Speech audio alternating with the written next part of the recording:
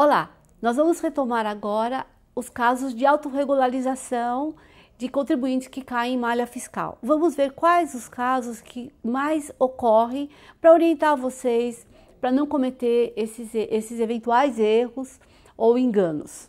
Bora lá! Então, o ano passado, a gente teve um estoque inicial de 646.686 declarações em malha, que foram, através da autorregularização, reduzidas para 142.609. Foi uma redução de 78%. É muita coisa para você pensar que foram enganos cometidos pelos contribuintes no preenchimento de suas declarações. Vamos ver quais os casos que mais acontecem de malha fiscal. Nós temos o caso da omissão de rendimentos do titular, em especial uma segunda fonte, tais como os honorários, aluguéis, palestras. Médicos esquecem de eventuais serviços prestados para algumas empresas de saúde, esquecem de palestras que deram, isso é muito comum. Então, advogados esquecem de eventuais honorários recebidos em paralelo que não foram informados para eles pelo informe de rendimentos. Cada contribuinte deve criar o seu controle do que recebeu e assim não ter problemas na hora de fazer a declaração de imposto de renda. A omissão de rendimentos de dependentes também é muito comum. Por exemplo, bolsas, estágios, trabalho temporário. A pessoa tem um filho, ele é universitário, ele pega um estágio de férias. Aí seu pai esquece de declarar, mas a empresa onde ele fez o estágio vai informar para a Receita. Então esse estágio foi remunerado, a remuneração não atinge a obrigatoriedade, mas ela tem que ser declarada. Ele estava, entre aspas, isento de imposto de renda quando ele fez, porque o valor era pequeno, não entrava no limite de tributação, mas esse valor ele vai ter que ser somado aos rendimentos que foram informados na declaração do titular.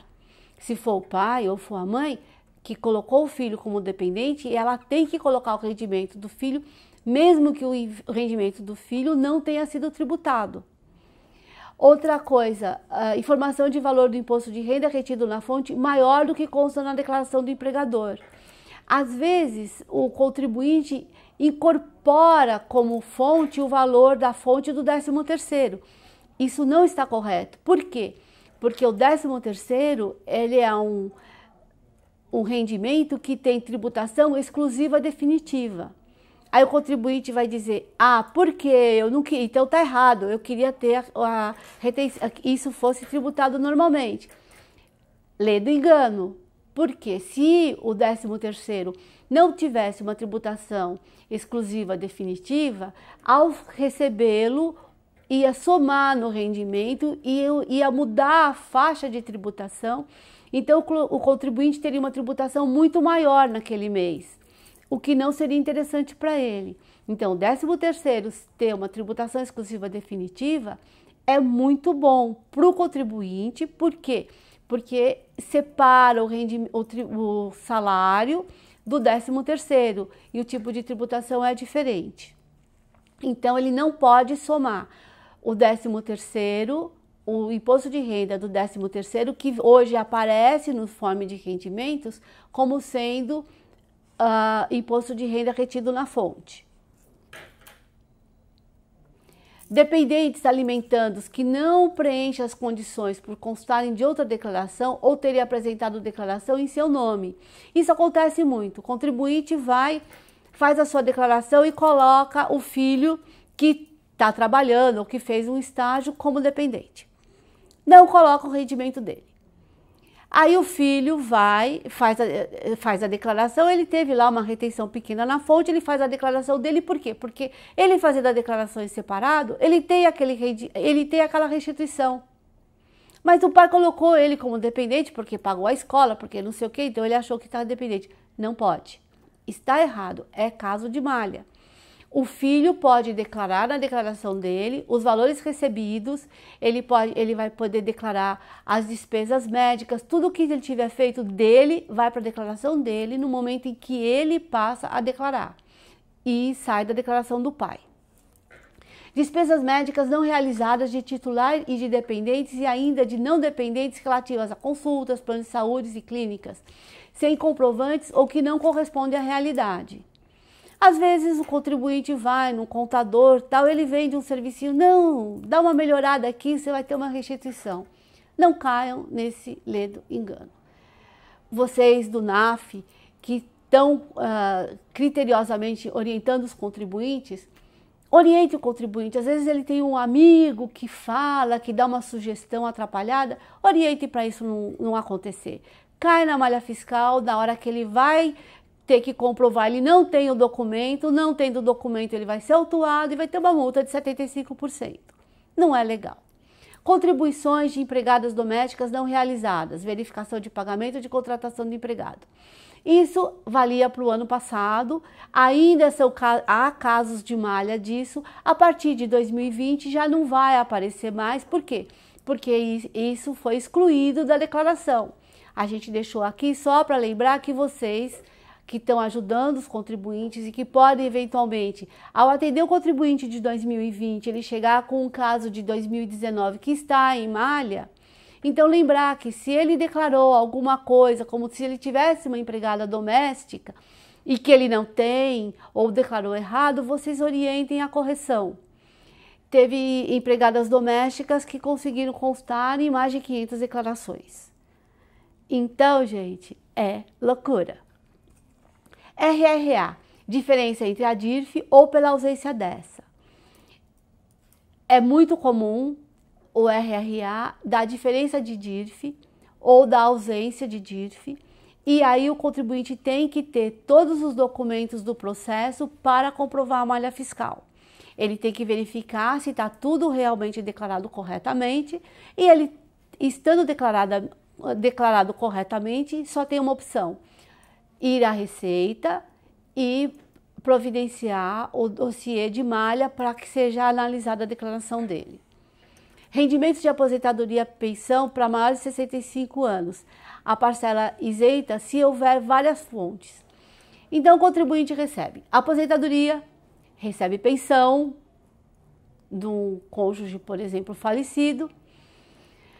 E na aposentadoria e na pensão, como ele tem 65 anos ou mais, vai aparecer o desconto da parcela isenta pela idade. As fontes não têm que se conversar, elas não têm que saber uma da outra. Cabe ao contribuinte a correção disso. Ele tem direito a apenas uma parcela de isenção. Então, se ele tem o privilégio de ter duas fontes pagadoras, ele vai escolher uma delas e nessa fonte ele vai acrescentar como rendimento tributável essa parcela que foi considerada isenta e cuja isenção ele não tem direito, porque ele já se aproveitou dessa isenção na outra fonte pagadora. Rendimentos de aposentadoria e pensão por moléstia grave. Rendimentos de aposentadoria ou pensão por moléstia grave que tem direito à isenção pela moléstia grave são só os rendimentos de aposentadoria, pensão ou reforma. Outros rendimentos que um contribuinte que tenha contraído moléstia grave não são isentos por causa da moléstia. Por exemplo, rendimentos de aluguel ou outros rendimentos que ele possa ter até de trabalho. Tem contribuintes com moléstia grave que continuam trabalhando, então o rendimento de trabalho dele não é isento. Outra coisa muito importante quando você pensa em moléstia grave é o que é necessário comprovar para os casos de moléstia grave. O contribuinte tem que ter o laudo pericial por órgão público. Pode ser federal, municipal ou estadual, mas tem que ser órgão público. E depois nós vamos nos dedicar a esse item em mais detalhes. Outra coisa, recebimento de pensão alimentícia. A divergência entre a DIRF ou pela ausência desta necessita verificação de pagamento da existência de acordo ou decisão judicial. Para o contribuinte declarar que paga a pensão, ele tem que ter uma decisão judicial. e ele vai ter que apresentar essa decisão e tem que ver exatamente os termos da decisão. Isso é importante, porque pensão alimentícia dá muito caso de malha fiscal e também nós vamos tratar disso num outro momento. A ausência do pagamento de carnê-leão, rendimentos recebidos de pessoa física. O rendimento de pessoa física, ele é obrigatório, o pagamento de carnê-leão, código 0190. Esse pagamento é obrigatório, não é uma opção. Não pode ajustar na declaração.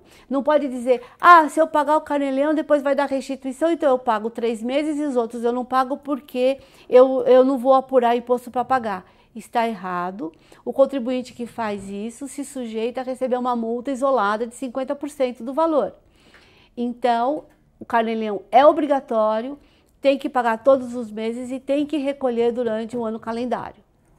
Despesas com saúde declaradas indevidamente. Erro de fornecimento de CPF, CNPJ, despesa não considerada médica para fins de deduções.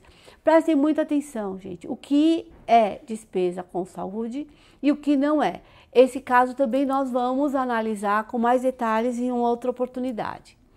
Então, outros indícios de malha fiscal são operações imobiliárias, despesas com cartões de crédito, movimentação financeira, entre outros.